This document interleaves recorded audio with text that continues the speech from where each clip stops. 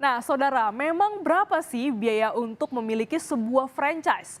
Kalau menanti sendiri biayanya adalah sekitar 125 juta rupiah. Nah, ini mahal atau murah?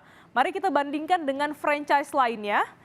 Ini adalah datanya, saudara. Ini sama-sama yang merupakan juga minuman ya. Ada 4 kami bandingkan ya. Eh, yang pertama adalah Nun sekitar 50 juta rupiah.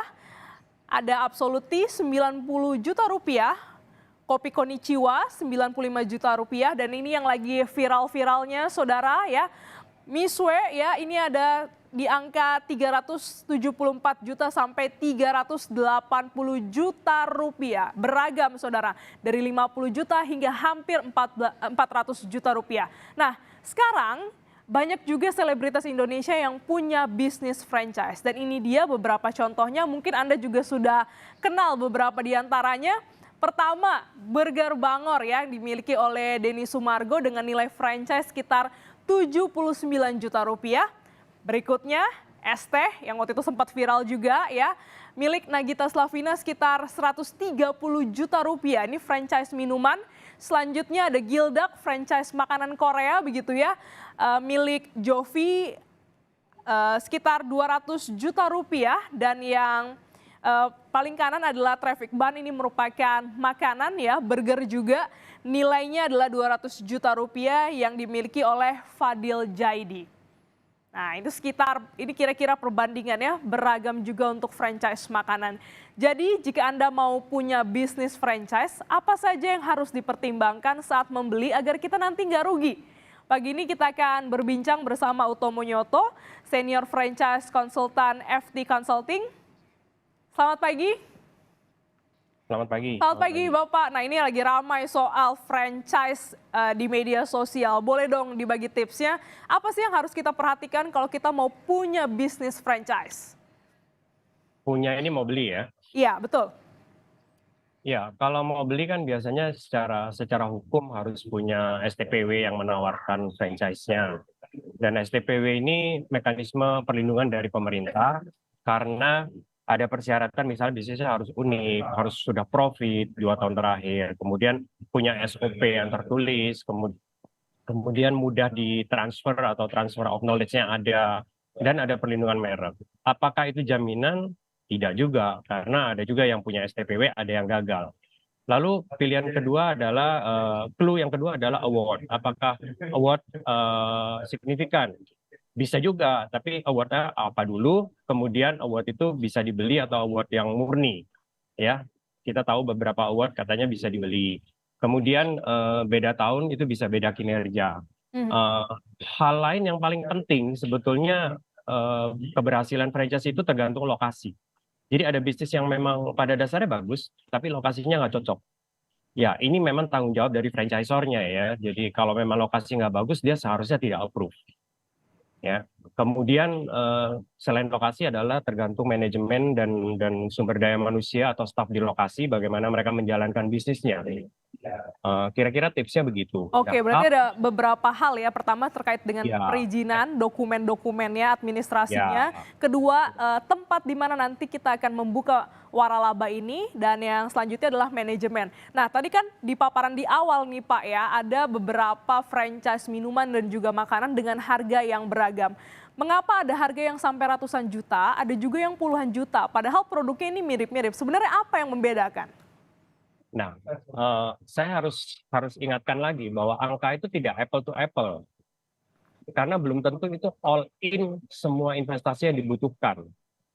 Ya, seringkali orang menawarkan franchise itu mencari angka yang serendah-rendahnya, menarik banyak orang, tapi nanti pas udah masuk, oh ternyata kurang ini, kurang itu, oh ternyata belum all in begitu. Jadi itu juga harus diperhatikan ya. Pada saat membandingkan itu angkanya tidak apple to apple. Ada yang sudah termasuk mencarikan karyawan dan pelatihan, ada yang termasuk bahan bakunya berapa lama. Jadi sulit memang di lapangan, masyarakat kurang paham di situ. Oke, berarti kita harus mengesampingkan dulu tentang nilainya ya Pak. Nah, tapi kalau yang dimiliki sama artis-artis, apakah ini bisa membantu? Ada keuntungannya? Dari sisi brand ambassador tentu iya. Tapi kalau kita mau pilih franchise ya, selain tadi clue yang awal-awal itu, saya kira kita harus perhatikan, saya selalu menekankan kinerja keuangan. Jadi sales dan profit historisnya itu sangat penting. Mhm. Jadi jangan lihat janji, jangan lihat proyeksi, ya pokoknya jangan lihat yang ke depan saja, karena yang ke depan itu harus punya dasar, di belakangnya dia punya track record seperti apa, kan begitu. Nah yang kedua, produk dan pasarnya jelas ada. Jadi produknya bagus, marketnya juga ada. Jadi jangan sampai produk itu bagus, tapi kita juga belum tahu marketnya ada atau enggak, atau cukup besar atau enggak untuk memenuhi kebutuhan balik modalnya. Oke, jadi ada beberapa hal yang perlu diperhatikan lagi, tidak semata-mata adalah angka dan juga nanti ke depannya seperti apa. Pak, bicara soal franchise, ini kan ibarat kata ada juga franchise yang gagal. Sebenarnya apa saja penyebab franchise ini gagal? Oke, faktor ini sebetulnya faktor bisnis yang pada umumnya ya. Saya mau kasih beberapa poin aja. Misalnya kualitas produk dan strategi harga dan jumlah pasar yang dibutuhkan tidak match. Saya sering dengar begini, barang saya bagus tapi murah, sehingga lebih terjangkau misalnya begitu. Itu paling sering. Persoalannya adalah pada saat barang itu berkualitas, jual murah, berarti marginnya tipis. Quantity harus tinggi. Pada saat quantity nggak tercapai, ya tekor lah bisnisnya. Ya. Di sisi lain ada juga yang jualnya mahal, margin tinggi, ya mungkin ini menanti tipe yang begini. Kemudian kuantitinya tapi tidak tercapai. Quantity yang tidak harus tinggi itu ternyata tetap aja nggak tercapai. Misalnya begitu. Mhm. Ya, saya Oh, nggak tahu menanti marginnya benar-benar bagus atau enggak di level outlet ya. Karena kemarin waktu saya baca ternyata marginnya 45, HPP-nya 45% ya.